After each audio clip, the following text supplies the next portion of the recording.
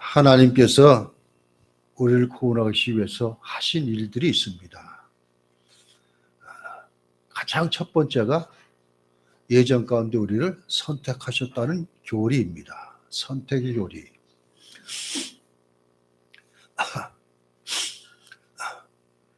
그리고 그것은 하나님께서 행하신 일이고 이제 우리를 구원하시기 위해서 실제적으로 성령을 통해서 하신 것이 무엇인가? 첫째는 부르심입니다. calling, 소명, 그렇게 얘기를 합니다. 그런데 이 부르심에는 효과적인 부르심이 있고 일반적인 부르심이 있습니다. 이 웨스트민스터 신앙 고백에서는 두 가지를 다 함께 하면서 제목을 효과적인 부르심에 대하여 이렇게 제목을 의지하고 하고 있습니다.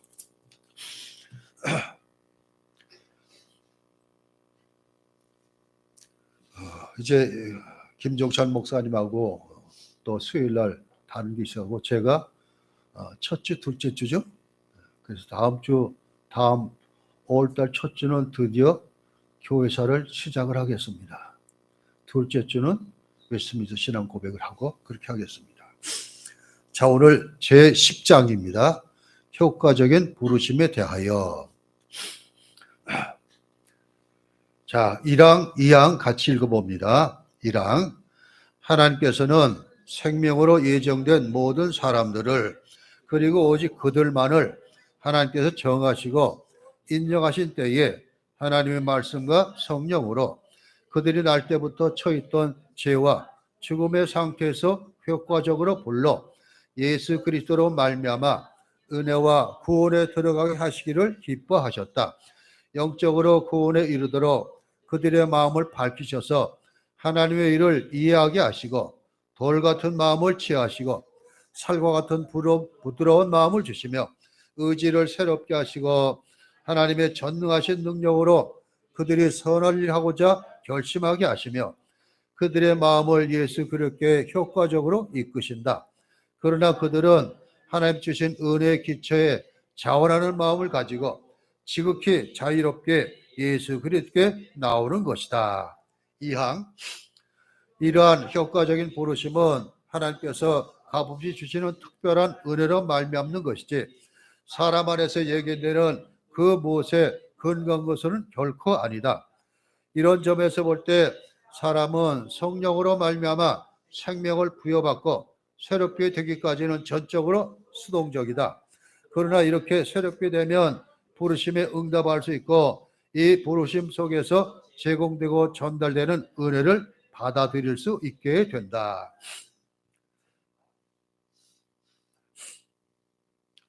처음 말씀드렸듯이 부르심에는 두 가지가 있습니다. 일반적인 부르심이 있고 우리에게 직접적으로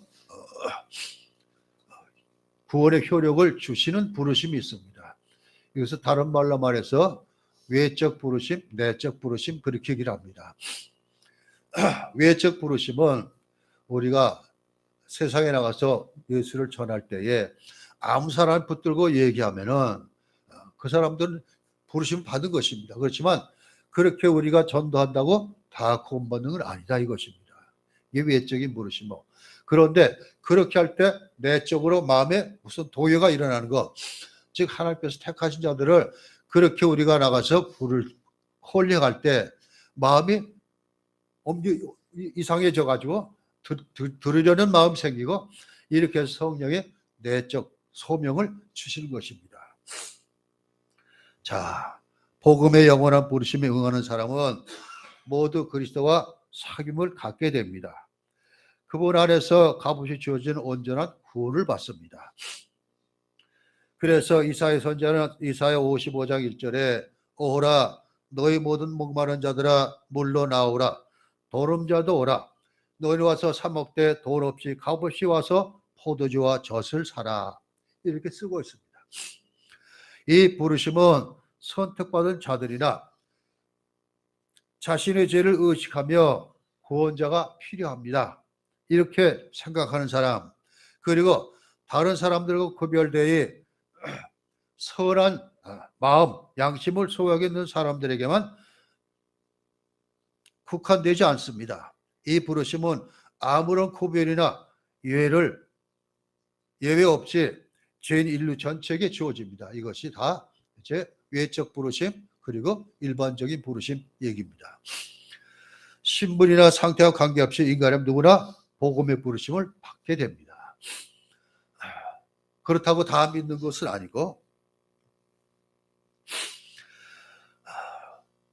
이사야 45장 22절에 땅의 모든 끝이여 내게로 돌이켜 구원을 받으라 이렇게 말해주고 있습니다. 땅의 모든 끝은 신분이나 상태와 관계없이 모든 민족들이 죄인임을 가리키고 있습니다. 즉 이 세상에 살고 있는 사람은 다 하나님 앞에 죄이다. 그래서 이 죄가 해결되는 것이 구원이기 때문에 그래서 하나님께서 선택하신 것 이것하고 부르시는 것, 소명 받는 것 이것은 같이 연결이 됩니다. 즉 하나님께서는 창세전에 구원하시러 작정된 자를 미리 택해 놓으셨습니다. 저와 여러분들은 그 안에 들어가 있기 때문에 우리는 예수 믿는 길이 열려지게 됐습니다. 제가 살던 서울의 종로구는 제가 살면서 교회라는 것을 보지 못하고 자라났습니다. 그런데 제게 구원이 이루어진 것은 우리 사모와 결혼하면서부터 시작이 됩니다. 처음에는 믿지는 않았지만 시간이 갈수록 영향력 때문에 그리고 억지로 교회에 끌려다니긴 했습니다. 구원과는 상관없이 그냥 왔다 갔다 했습니다. 어떠다 보니까 말씀을 듣는 가운데 마음이 찔리게 되고 그리고 움직이게 되고 이런 변화의 모습이 옵니다. 바로 그렇게 돼서 구원함을 얻는 길에 다다를 수 있었습니다. 자, 하나님은 선택해 놓으셨습니다. 우리를 구원하시기 위해서. 이 선택받은 사람들은 부르심을 받을 때에 내적 조명, 즉 성령의 감동으로 그 부르심에 응답하게 되어 있습니다. 그렇기 때문에 선택, 즉 제한 속죄입니다. 하나님께서는 누구나 다 구원하시기를 원하시지만 그러나 그것이 안 된다는 걸 아셨기 때문에 제한시키셨습니다. 자, 바로 그 제한 속죄에 들어가서 선택받은 사람들은 부르심을 받을 때에 움직여져서 그 부름에 응답하게 된다. 이렇게 얘기를 하고 있습니다.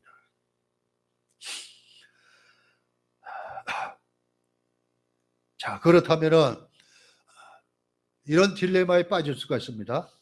하나님께서 구원받기로 선택한 사람 정해놓았는데 선택했는데 뭐로 때가 되면 다 구원받는다 그러는데 우리는 뭐로 전도하러 다니냐? 하나님께서 다 하시는데. 자, 그렇지만 우리가 해야 될 것은 누가 선택받았는지 모르기 때문에 다 만나는 사람마다 구원의 대상으로 알고 예수를 전해야 되는 것입니다.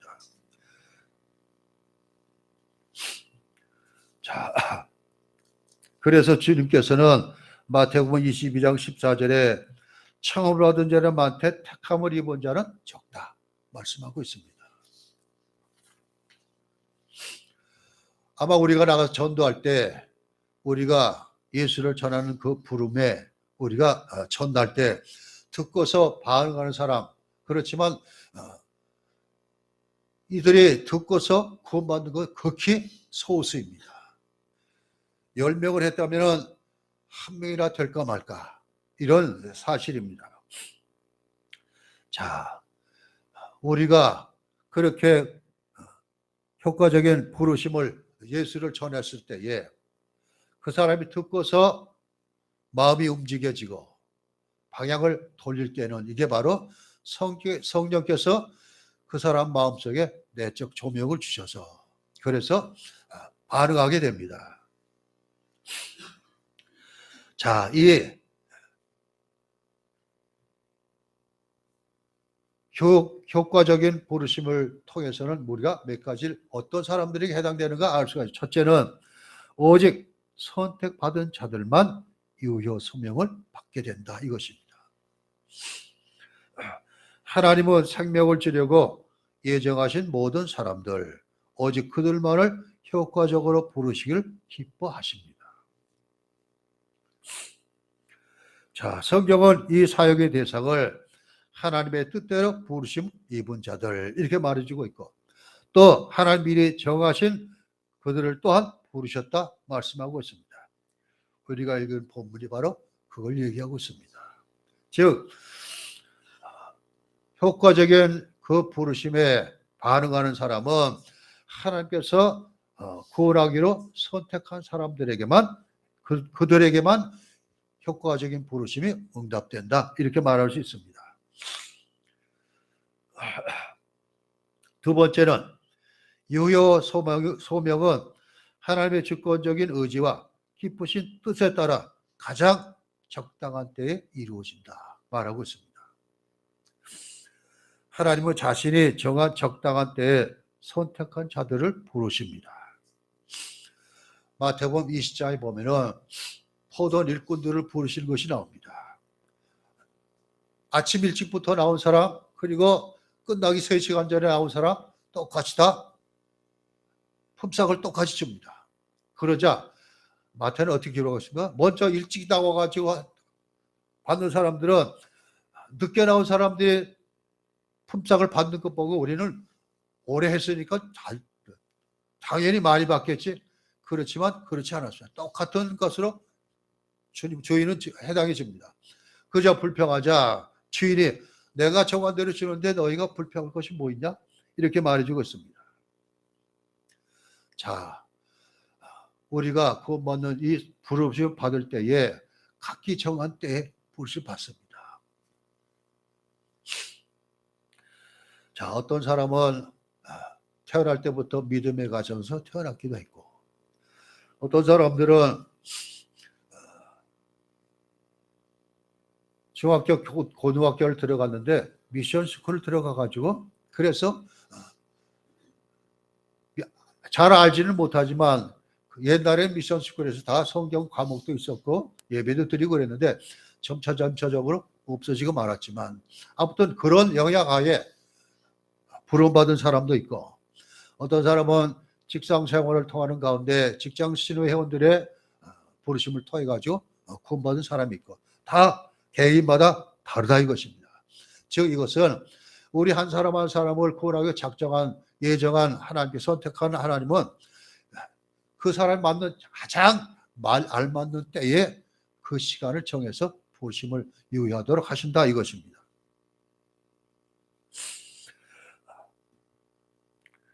자, 선한 오바다처럼 태어나면서부터 하나님을 경외하는 사람도 있고 즉 사무엘 선지자 그랬죠. 다소의 사울처럼 때가 되었을 때 거듭나는 사람도 있습니다.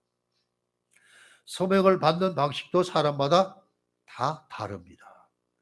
루디아처럼 은밀한 성령의 역사로 그리스도를 영접하는 사람, 빌보 간수처럼 한동안 하나님 없이 두려워하다가 무서워 떨면서 내가 어떻게 해야 구원을 받으리까 부르짖는 사람. 하나님께서는 이렇게 효과적인 부르심은 하나님께서 예정 가운데 정해놓은 적당한 때가 돼서 그것이 이루어진다 이것입니다. 그리고 세 번째 유효 소명은 말씀과 성령으로 이루어진다 이것입니다. 자, 말씀은 외적 수단이고 사람들은 은혜의 나라로 이끌어 드리는 일은 항상 성령의 몫입니다. 언제라도 복음의 부르심이 결실을 맺는다면 그것은 복음을 전하는 사람의 경건한 믿음이나 뛰어난 언변 때문이 아닙니다. 또한 인간의 복음의 부르심을 들을 때 당시에 자유의지를 선했기 때문도 아닙니다. 이렇게 유효 소명의 결과가 나타나는 일은 말씀, 외적 부르심에 즉 말씀은 외적 부르심입니다. 그런데 성령께서는 그 말씀을 들은 사람들에게 내적으로 깨우치게 하시는 거예요. 그러니까 하나님 말씀과 성령 통해서만 이 소명은 이루어진다 이것입니다. 자, 우리는 전도할 때 대부분 어떻게 전도해요?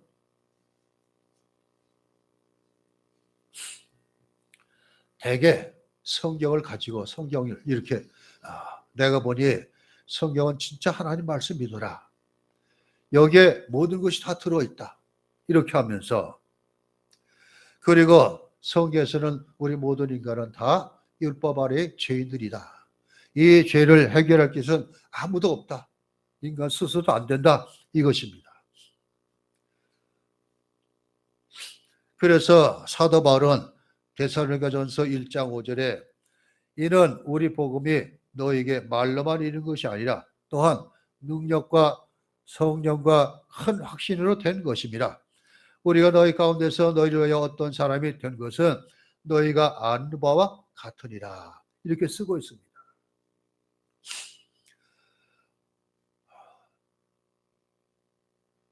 이 복음에 즉 예수를 전하는 이 말씀이 듣는 사람이 그리고 전하는 사람이 성경을 근거로 해서 얘기를 합니다.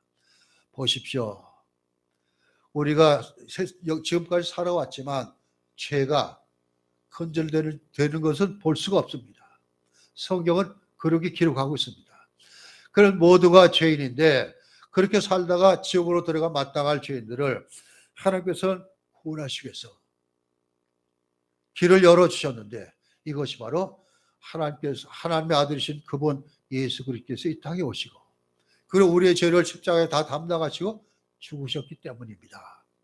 이런 것을 전하는 것입니다. 그럴 때 성경 말씀을 우리가 알고 그것을 내가 믿는 이 말씀을 전할 때에 이것을 우리는 외적 소명이라 이런다면은 그 듣는 사람에게 성령께서 역사하셔서 움직이게 하시는 내적 소명입니다. 자, 바로 이 이화연 소명은 말씀과 성령으로만 시작된다 하는 것을 가르치고 있습니다. 네 번째, 이화 소명은 인간의 의지를 강요하지 않습니다. 즉, 내가 뭘 했다? 이건 절대 아니다 이것입니다. 성령은 죄인을 그리스도께 효과적으로 이끄시는 동안 그들의 이성적 본성에 가장 적합한 방법으로 하나님의 은혜로 기꺼운 마음이 되어 가장 자유롭게 나올 수 있도록 인도하십니다. 의지의 자유는 결코 침해되지는 않습니다. 그렇다고 내가 내 의지로 내가 믿음으로 구원받았습니다. 이것도 아니다 이것입니다.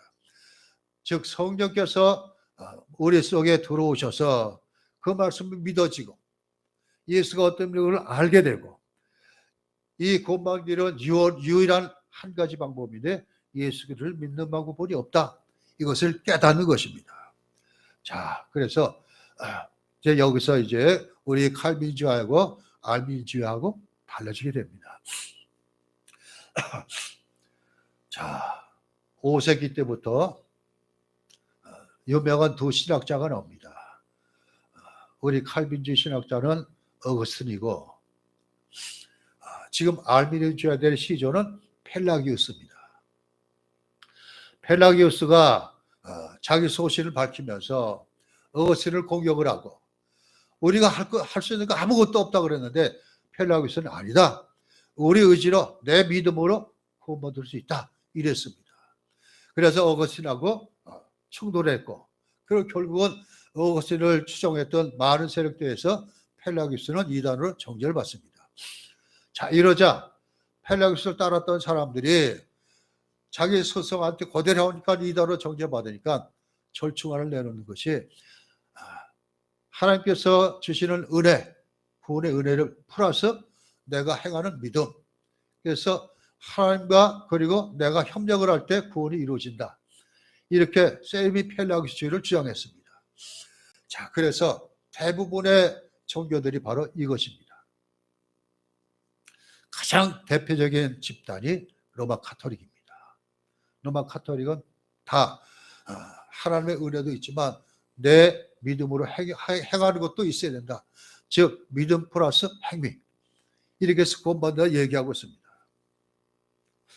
그렇지만 이것이 그대로 이어져서 17세기에 와가지고는 알비누스가 세상에 나와가지고 똑같은 그 신학을 전해가지고, 그래서 알비누스가 전한 것이 받은 사람들이 제일 먼저 받은 사람이 요한 웨슬리이고, 그래서 웨슬리를 통해서 감리교가 태어났고, 감리교를 통해서 성결교회가 나왔고, 다 같은 뿌리입니다. 그렇지만 우리 칼빈주에서는 우리 인간의 의지는 아무것도 할 수 없다 말하고 있습니다. 즉 오직 하나님의 은혜로. 다섯 번째, 유효 서명을 일으키는 성령의 사역은 불가항력적이다. 칼빈지 5대 교리를 보면은 다섯 가지가, 첫째가 전적 타락입니다.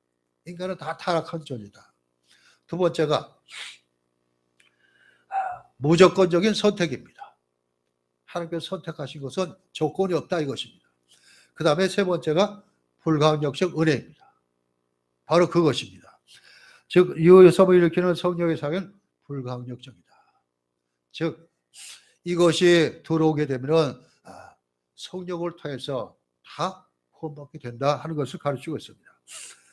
알비누스주의자들은 하나님이 모든 인간에게 충분한 은혜를 주시기 때문에 실수만 저지지 않고 그 은혜를 적절히 활용하기만 하면 구원받을 수 있다고 주장합니다.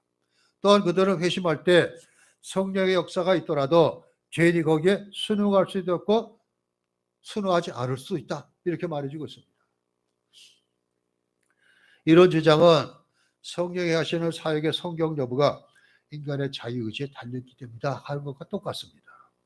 그렇지만 성경이 말하는 복음 안에는 오직 우리가 할 것은 아무것도 없다. 오직 하나님의 은혜만 있을 수 있고 그 은혜가 거역할 수 없는 불가항력적 은혜이다 말하고 있습니다.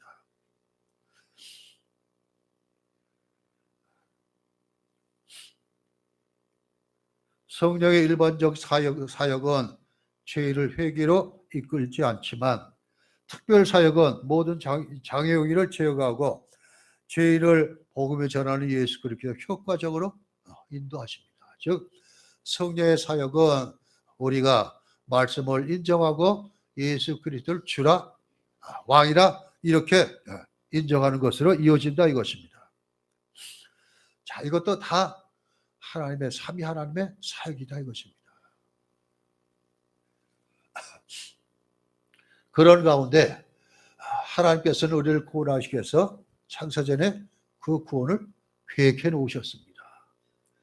그리고 성부 예수님은 그 구원을 십자가 부활을 통해서 완성하셨습니다. 그리고 예수님 보내신 보혜사 성령 하나님은 그것이 우리 것이 되도록 인도하십니다. 그렇기 때문에 성령의 사역은 바로 우리가 온전한 구원에 이룰 수 있도록 지금도 마찬가지입니다. 교회는 다 성도들이 다 구원받는 사람이라 그냥 말할 수 없습니다. 이 안에는 그냥 취미 삼아 나오는 사람도 있고 뭔가 말씀도 좀 삶의 유익을 얻겠지 이런 사람이 있는가 하면 구원받는 사람으로서 나와서 하나님을 정말 예배하고 이런 사람이 있고 그렇기 때문에 이 교회 안에서 다 구원받은 사람이라 할 수는 없습니다.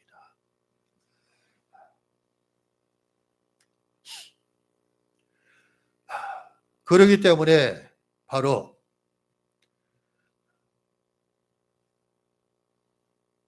구원의 서정을 보면은 우리를 부르십니다.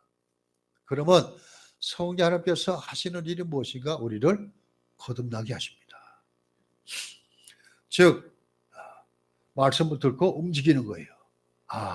맞아 그래 이렇게 돼가지고 내 정체성이 달라지는 것입니다. 옛날 나는 죽고 새 사람으로 태어난 것입니다. 이게 거듭납니다. 이렇게 거듭났더니 어떻게 돼요? 진정한 회개가 이루어집니다. 온전한 회개가 이루어져야지 본받은 것이에요. 이렇게 돼야지 하나님께서는 뭐라 그래요? 회개했더니 그때부터 의롭다고 하시는 칭의가 이루어집니다. 자, 그래서 거듭남과 회개는 너무나 중요한 것입니다. 가만히 보면 교회 안에 나오는 사람 가운데 같은 믿음 생활하지만 진정으로 회개한 사람이 얼마나 될까? 이것도 의문시됩니다. 그렇지만 우리 스스로는 믿어야 돼요. 자, 내가 예수를 진정으로 진심으로 나의 주나 하나님인가? 예수가 내 죄 때문에 이 세상에 오셨고 죄를 없이하려고 십자가 죽으셨고 죽음을 이기시려고 부활하셨습니다. 이걸 진심으로 믿는다면 다 끝난 거예요. 자, 근데 우리는 왜 회개해야 돼요? 이 죄 많은 세상에 살기 때문에 늘 우리는 교회 나오면서부터 기도할 것은 회개할 뿐이 없습니다. 자, 그렇기 때문에 이 거듭남과 회개 너무나 중요한데 오늘날에는 이걸 너무 그냥 등한시 여기고 넘어가고 맙니다.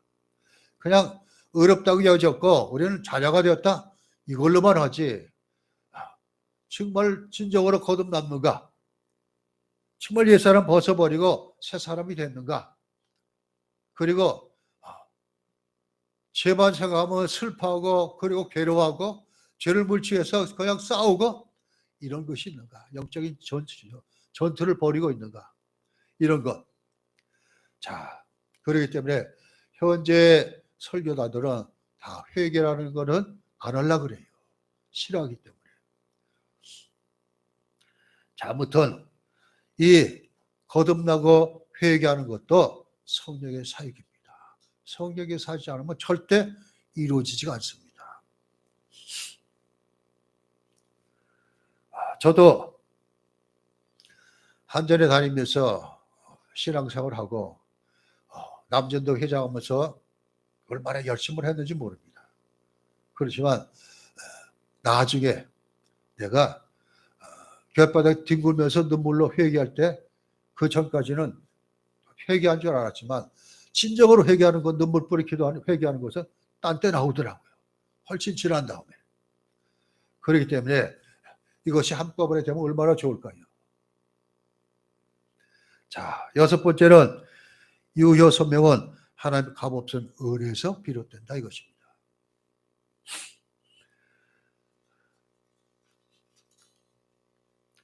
은혜라는 용어는 때로 인간의 마음이 지는 성령의 영향력을 가리키기도 하고 피조물의 공로와 대조되는 하나님의 관대한 호의를 가리키기도 합니다.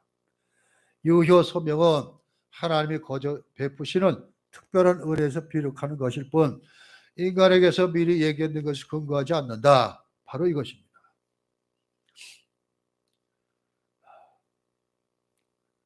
우리 죄인인 인간은 유효 소명이 내 속에 이루어지기 전에는 영적으로 선한 것을 행할 능력도 없었고 회심한 뒤에 이루어지는 가장 훌륭한 행위조차도 불완전하기 때문에 어떤 보상도 주장할 권리가 없습니다.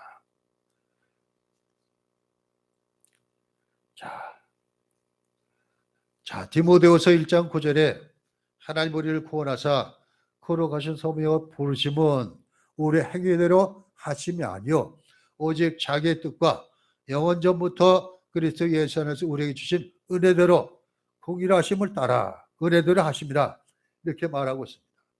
또 디도서 3장 5절에도 우리를 구원하시되 우리가 행한 바 의로운 행위로 말미암지 아니하고 오직 그의 공의하심을 따라 중생의 씻음과 성령의 새로하심으로 하셨나니 말씀하고 있습니다. 유효 소명은 전적으로 하나님께서 주신 값없는 은혜로 주어지는 것이다. 마지막 일곱 번째, 유효 소명이 이루어지는 동안 죄는 성령에 의해서 새롭게 소생되기 전까지는 전적으로 수동적이다 이것입니다. 자, 여기서 이제 중생과 회개를 구별하는 것이 필요합니다. 죄인은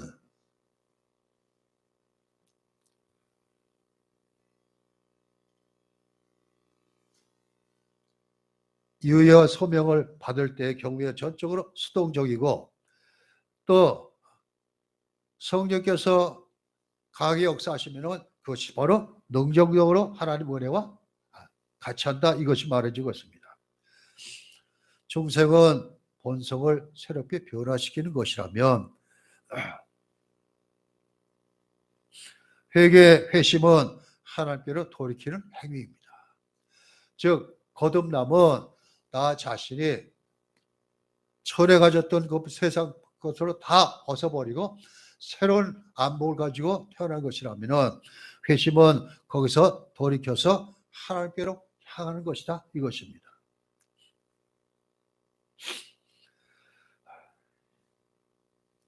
자, 이렇게 이제 유효 소명에 대해서 배웠고 사망입니다. 사망.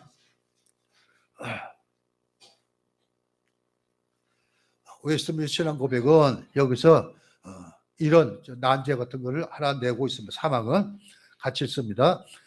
택함을 받은 영아들은 어려서 죽는다 할지라도 그리스도로 말미암아 성령을 통해서 거듭나고 구원받는다.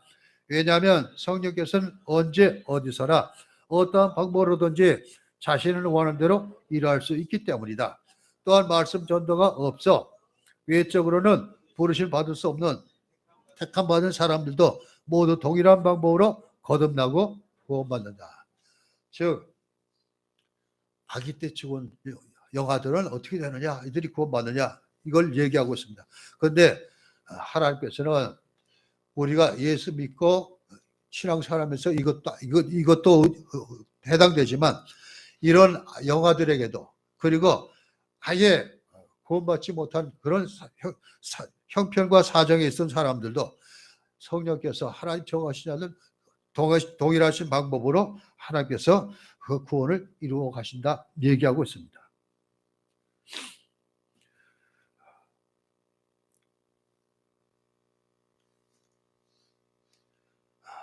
다른 말로 말해서 일찍 죽은 사람이나 죽은 영아나 그리고 이렇게 부르심을 받은 전도가 없어서 그렇다면 이제 복음이 전해지기 전에 살았던 사람들은 어떻게 되느냐 이것과 연관이 됩니다.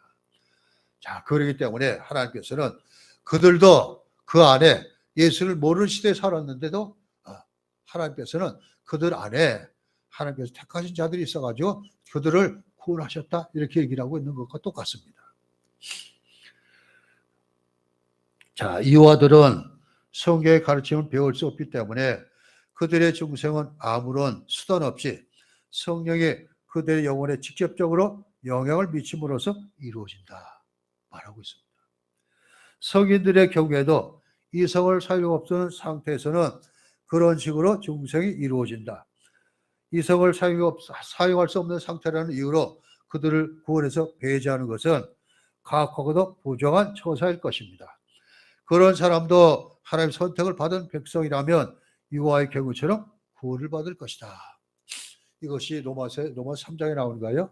하나님께서는 양심에 따라서 즉 예수님이 안 계셨던 세상에 그런 세상 가운데 살았던 많은 역사적인 사람들을 보면 바로 자 그렇다면은 우리 선조들은 우리가 복음이 들은 것은 얼마 되지 않았잖아요.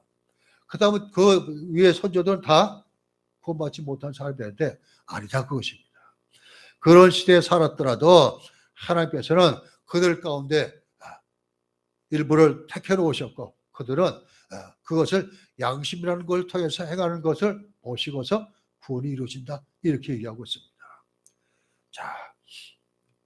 자 그리고 사항입니다. 사항 같이 있습니다. 선택을 받지 못한 사람들은 말씀 전도를 통해 부르심을 받을 수 있고 성령의 일반적인 역사를 다소 누릴 수 있어도 결코 그리스도의 진실로 오지 않으며 따라서 구원받을 수도 없다. 하물며 기독교 신앙을 고백하지 않는 사람들은 다른 어떤 방법으로도 구원받을 수 없으며 본성의 빛과 그들이 고백한 신앙의 율법을 따라 아무리 온 마음을 다해 부지런히 행한다 해도 구원받을 수 없다. 그들이 구원받을 수 있다고 주장하는 것은 아주 사악하며 헤머서운 일이다. 자, 이것은 첫째, 선택받지 못한 사람들은 선택받은 사람들과 마찬가지로 복음의 외적 부르심을 받지만 그렇게 진정으로 나와 구원받을 수 없다 이것입니다. 즉 선택받은 사람만이 이 부르심에 응답할 수 있다. 선택받지 못했다면 절대 안 된다 이것입니다. 자, 두 번째는 성령의 일반적인 사역은 자연의 상태에도 양심의 몸을 통해 죄를 깨닫게 만들고 아까 말씀드렸죠. 복음을 통해 마음을 즐겁게 하지만 회심을 이끌어내지는 못한다 이것입니다. 즉 그렇기 때문에 거듭남과 회개가 얼마나 중요한 것이야 말할 수 있습니다. 사람들이 죄를 깨닫기는 합니다. 그렇지만 죄를 깨닫고 회개해서 하나님께 돌아가기는 안 된다 이것입니다. 자, 그런데 예수님 시대 전에 있던 사람들은 그 사람들이 살았던 그 양심을 따라서 그 사람들이 어떻게 살았는가 그걸 다 보시고 하나님께서 다 알고 계시기 때문에 그 사람들 가운데 일부는 구원받은 백성이 될 수 있다 이렇게 여기지만 그러나 선택받지 못한 사람들은 절대 아니다 하는 것을 보여주고 있습니다. 세 번째, 하나님의 참된 계시를 받지 못한 사람은 구원받을 수 없다. 하나님의 신성을 드러내는 자연 계시는 거기에 순종하지 않는 이들을 핑계하지 못하게 만들기는 충분하지만 넘어와서 1장 20절에 창세로부터 그의 보이지 않은 것들 곧 그의 영원하신 능력과 신성이 그가 만드신 만물이 분명히 보여 알려졌나니 그러므로 그들이 핑계하지 못할지니라. 즉 하나님이 계신 것은 하나님께서 자연 만물을 통해서 하나님이 존재하는 것을 확실하지는 않지만 보여주고 있는데 그것을 깨닫지 못한 사람들은 아니다 이것입니다. 즉 자연 계시를 통해서는 하나님을 알 수는 있지만 그러나 하나님께로 구원할 수 있는 인도할 수는 없다 이것입니다.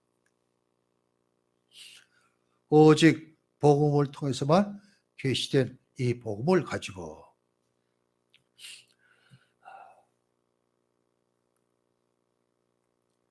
계시를 받지 못한 사람들을 향해서 에베소서 2장 12절에 바울은 그때 너희는 그리스도 밖에 있었고 이스라엘 나라 밖의 사람이라 약속의 언약들에 대하여는 외인이요 세상에 소망도 없고 하나님도 없는 자이더니 이런 사람이 다 그런데 내적 부르심을 받는 이 소명을 받은 사람은 여기서 벗어난다 이걸 말해주고 있습니다. 자연 계시는 하나님의 즐거워하는 참된 길을 알려주지 않습니다. 즉 하나님께서 계시는구나 이것만 알지 그것 때문에 하나님을 찬양하고 영광 돌리는 그런 길로는 인도하지 않는다 이것입니다. 그리스도를 통해서만 가는 거다 이것입니다. 즉 하나님께서 확실히 계시고 그 하나님께서 우주를 다스려 가시고 있고 그리고 세상 역사를 하나님 주권적으로 행하시고 있고 이런 것은 다 예수 그리스도를 믿는 믿음을 통해서만 우리가 주어지고 있습니다.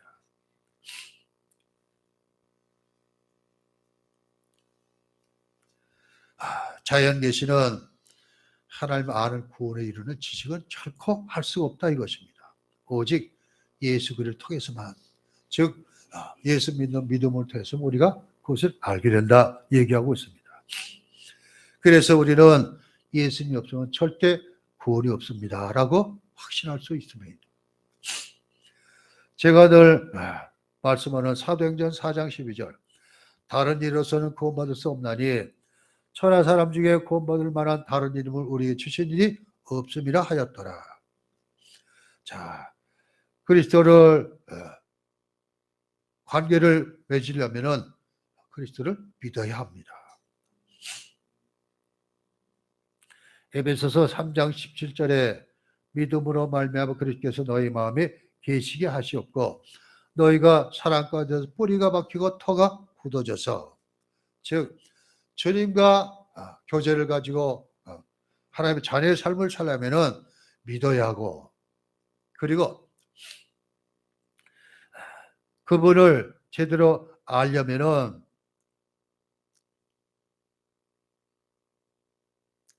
믿으려면 그분을 제대로 알아야 됩니다.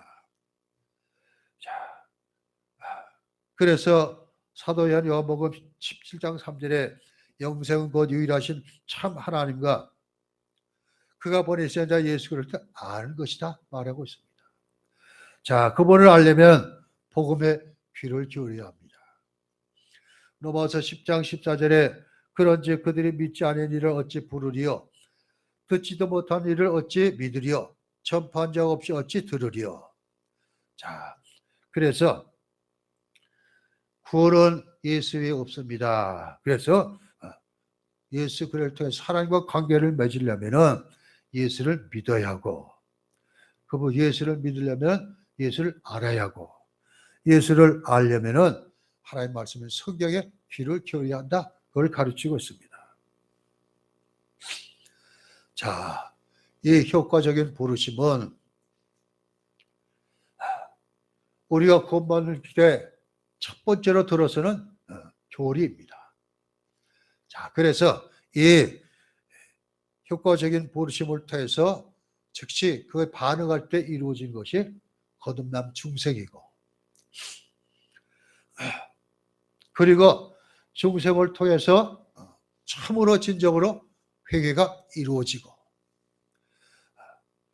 회개가 이루어지니까 믿게 되는 것입니다. 그 전까지는 믿을 수가 없어요. 정말 내가 거듭남 통해서 하나님 인정하고 성경을 인정하고 나의 죄인임을 알았다. 그러면 회개가 됩니다. 그리고 회개가 이루어진 다음에 그때 믿음이 우리 속에 성령을 통해서 나타나게 되는 것입니다. 자, 그렇기 때문에 이 예수님의 신앙 고백은 이 효과적인 부르심 그 다음에는 바로 칭의에 대해서 건너뛰고 있습니다. 즉 거듭남 그리고 회개 그리고 믿음, 이것을 생략하고 있습니다. 그런데 오늘 사항을 통해서 우리가 깨닫는 것은 우리의 구원은 오직 예수 그리스도 외에는 없습니다. 깨닫게 되는 성경을 통해서. 그런데 그분을 통해서 구원을 맺으려면은 그분을 믿어야 하고, 즉 예수를 믿어야 하고, 예수를 믿으려면은 예수가 누구인지 알아야 하고, 알려면은 성경에 깊숙이 들어가야 되고, 이걸 말하고 있습니다. 자, 그렇기 때문에 예수님의 신앙 고백서는 거듭남 중생 그리고 회개 그리고 믿음, 이것은 그냥 이 안에 다 들어있기 때문에 건너뛰고 다음 장이 이제 바로 칭의에 대하여 그렇게 넘어갑니다. 자, 아무튼 하나님께서 우리를 택하셨다는 것을 너무나 감사하게 생각하고, 그리고 때가 되어 우리를 부르신 것 다 각자 다르다 그랬습니다. 자, 그러면서 때가 되어 나를 구원하시어 부르신 그것을 성도에서 깨닫게 하시고, 그래서 내가 정체성에 달라지게 되고, 그리고 진정으로 죄를 미워하고 회개하고, 그리고 나는 예수를 믿습니다. 이렇게 고백하는 가운데, 자, 그리고 나서 이제 구원의 과정이 점점 더 깊어지고 있습니다. 아무튼 이 모든 일들은 누가 하시는가? 삼위 하나님께서 하시는데, 하나님의 일을 창세전에 계획해 놓으셨고, 성자 예수님은 그것을 십자가에서 성취하셨고, 성령 하나님께서는 그것이 우리 것이 되도록, 지금 우리가 구원받고 총 들어갈 때까지 함께 하신다 이것입니다. 즉 다른 것 아닙니다. 삼위 하나님을 정말 찬양하고 영광 돌리는 여러분 되시기를 주의 이름으로 축원합니다. 기도합니다. 하나님 감사합니다. 오늘 예수 믿음 신앙 고백서를 공부하는 가운데 효과적인 부르심에 대해서 우리가 배웠습니다. 이 효과적인 부르심은 사역은 전적으로 하나님의 일이고, 그리고 우리 주님의 일이고, 성령 하나님의 일인 것을 알았습니다. 이제 우리가 이 효과적인 부르심에 의해서 거듭남을 체험하고 진정으로 회개케 하시고 예수를 믿게 한 그 성령 하나님의 그 모든 일들을 통해서 이것이 다 삼위 하나님께서 우리에게 허락하신 구원의 은혜인 것을 깨닫고 감사하며 그 삼위 하나님께 영광 돌리는 우리 모두 되게 해 주옵소서. 예수 그리스도 이름으로 기도하옵나이다. 아멘.